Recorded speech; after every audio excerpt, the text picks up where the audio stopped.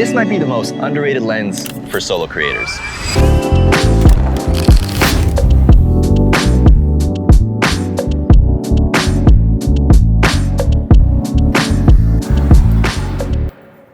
So this is the Sony 16mm f1.8 lens, and it's super wide. It's also really small. Let me switch it out. How's that? A lot better. All right, if you've seen my videos before, you know that I love wide lenses. I've been using the Laowa 10mm f2.8 extensively on my social content, and recently I've picked up this 16mm f1.8 lens from Sony. It says G, but it's not a G. It's not a G Master, right? It's not a G Master. The 16mm is super useful, and I wanted to go over a few pros and a couple cons of why this lens is a great option for solo creators, people working small crews, and for people who love to shoot social first vertical content. Let's knock some out. Okay. All right, so there's a few things that I really like about this lens that I think are really important for running gun shooting and solo creators. And so, first of all, the weight. If you look at the size of this lens, I think it's like 118 grams, and it's just really light. Having a super heavy backpack isn't fun shooting all day, and so I just love the size of this lens, especially when you're holding it out. Having a 16mm full frame f1.8 lens and just having it out basically an arm's length and not tiring out your arm is super useful. So I think for vlogging, for even POV content, and especially YouTube and social content, this lens is key. Additionally, this lens is f1.8 full frame. There are a couple other options on the market that are super wide and useful, but they're actually APS-C lens in similar price brackets. So the Sony 10-18 is one of my favorites. It's an f4 lens, but that's an APS-C lens. So when you have it on the Sony a7C II on full frame mode or the Sony FX3 like it is right now, you're gonna get a weird vignette, which kind of looks cool sometimes, but when you want that full frame look, that full frame 16mm wide look, this lens doesn't give you that crop. The Sony 11mm f1.8 also has an f1.8 aperture, but again, it's an APS-C lens, so you get that circular, almost fisheye look. It being a Sony lens also is really key here because there's a Viltrox 16mm f1.8 lens, but it's not Sony native, so the autofocus on this system works super clean. I shoot pretty chaotically, and I've never had an issue with the autofocus being too slow or missing, and it's something that I really rely on as a solo shooter. I think in these lens reviews, one of the most annoying things is not having enough example footage, so let me go through 3 or 4 different lenses that are also wide lenses that I keep in my kit and show you the difference at the exact same distance of how wide you can get in your frame. Okay, so this is at the Sony 16mm f1.8. As you can see here, very minimal distortion. This is the exact same distance. This is a 10mm, and then if you slowly just crop in just a little bit, this is at about 12 millimeters. Again, minimal distortion on the edges. A little bit wider than 16 actually, but f4. This is the 8mm, but I chopped it off, so I don't even know what this is. This is like 4. Super wide, but this goes on f2.8, but you can't put any NDs on it. And then finally, this is the 10mm. I'm actually curious to see how this looks compared to the 16mm. This is f2.8, but the thing with this lens is that you get a lot of like wobbling. I mean, the 16mm also doesn't have any stabilization, but.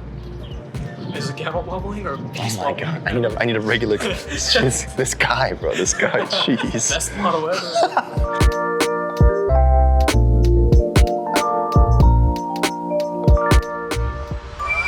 All right, now that we're back inside, let's go over a few more things about this 16mm lens, which I'm currently filming on. I'm just over an arm's length distance from the lens currently, so this lens is actually great for smaller studio spaces, and it still allows for a super wide immersive feeling, especially with that f1.8 aperture. Now, one thing I haven't touched on yet is the minimum focusing distance of this lens, which is pretty incredible. I think it's 17 centimeters, which is very close to the lens.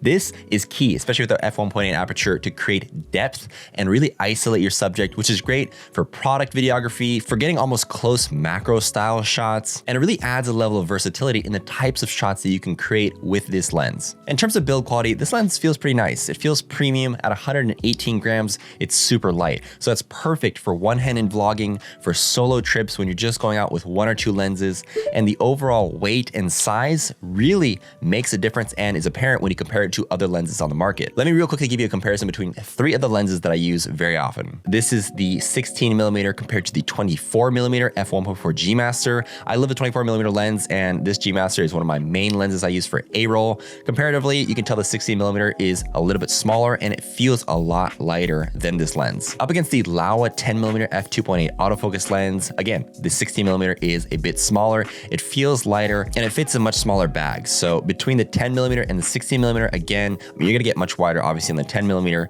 but the 16mm lens feels a lot smaller. And finally, this is a 16mm versus the Sony 10-18 f4. Now the 10-18 is interesting. It's a zoom lens, but it's an APS-C lens, so it's actually smaller than the 16mm. It feels lighter, but again, if you're looking for that prime shallow depth of field tank that is the 16mm f1.8, it feels a little bit larger, but not significantly larger than the 10-18, which is saying something because this lens is a great budget alternative, and being close in size and weight is a huge deal. Now the 16mm comes with a 67mm filter thread. This might not sound super exciting or interesting, but the Sony 14mm G Master lens, the f1.8, that is a lens that I would compare this lens most closely to in terms of its focal length and its quality, especially as a native Sony lens. The 14mm, the only caveat is that it has a huge front bulbous element, and it doesn't allow for regular filters in front of the lens. You actually have to get a clip-on ND filter that you put in between your body and the glass element of the backside of the lens. By having the 67mm filter thread, it's super easy to clip on any other filters or ND filters that you use across your arsenal. And currently I'm just using a single step-up ring, a 67-82mm filter thread, which I've got going straight into this Moment, I think 1 to 5 stop variable ND. This lens fits great in my solo shooter kit. Now, typically I like to take 3 lenses on most of my shoots. I mean, for vlogging, maybe I'll just take like 1 or 2,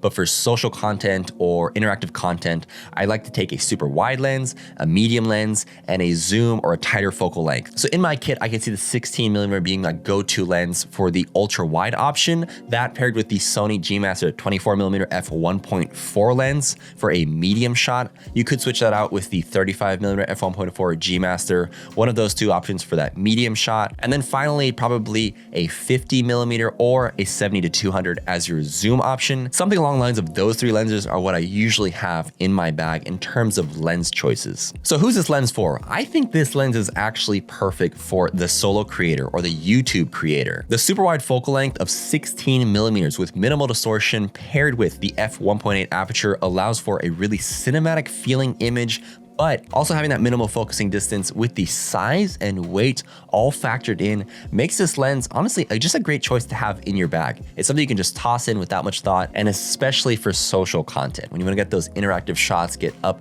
nice and personal with people, having a wide lens is a great option to have. Now, talking about value and price, this lens I think roughly goes for about $800 currently, and if you're comparing that to what I like to compare it to often, the Sony 14mm G Master lens, which is also the f1.8, that goes for double the price. I think that's around $1,600. So if you compare those 2 lenses at pretty similar focal lengths, the 16 versus the 14, the 60mm is a great value lens at just $800-ish for an f1.8 aperture, really small package, Sony native autofocusing. There's a lot of great things going on. Is it the perfect lens though? I wouldn't say so. It doesn't have internal stabilization or OSS, so sometimes when you're hand holding the lens, it can get a little bit warpy, nothing too crazy. And surprisingly, sometimes 16mm doesn't feel wide enough. I know that sounds crazy, but when you compare it to the Laowa 10mm f2.8, it's almost night and day in terms of how wide you can actually get. Now, sometimes 10mm is too wide, and that's where